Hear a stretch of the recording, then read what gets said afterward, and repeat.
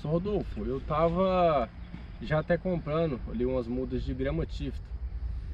E o senhor acha dessa muda?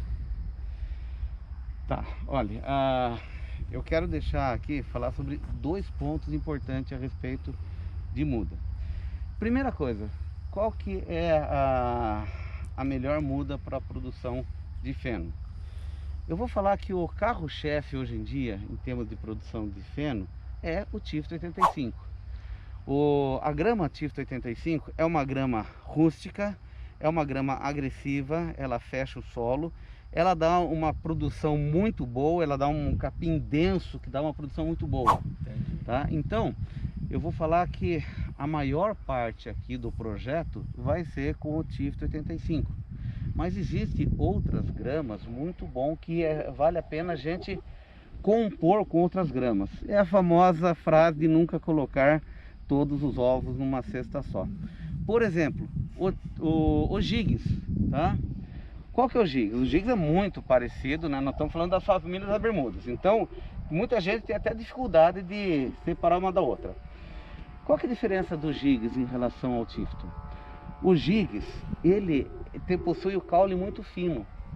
E vou imaginar que vocês estão produzindo feno, né? O campo aqui já está tudo formado. E agora, janeiro, chove e chove e chove.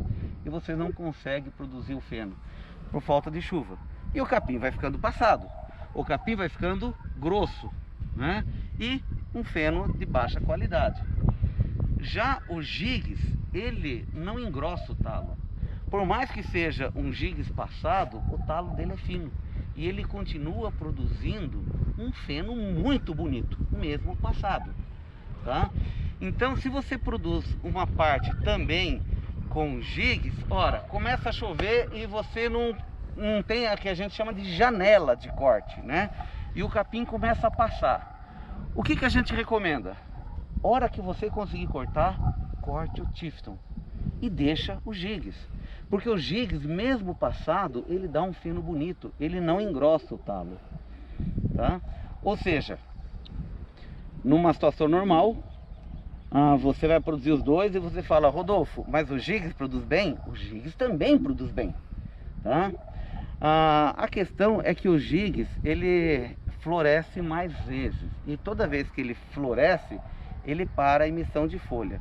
Então, se ele floresce, você precisa entrar com um corte para que ele volte a produzir folha, tá? Porque todas as gramas, quando ela produz flor, toda a reserva da planta vai direcionado para a produção da flor e da semente, tá?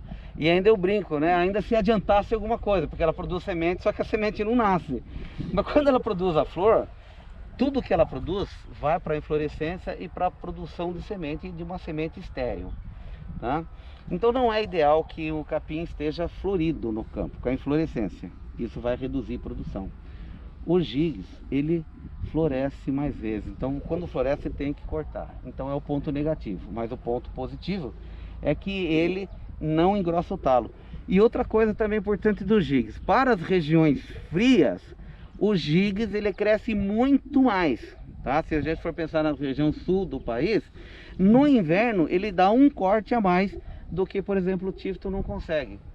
Para a região de geada, então, ele tolera geadas muito fortes.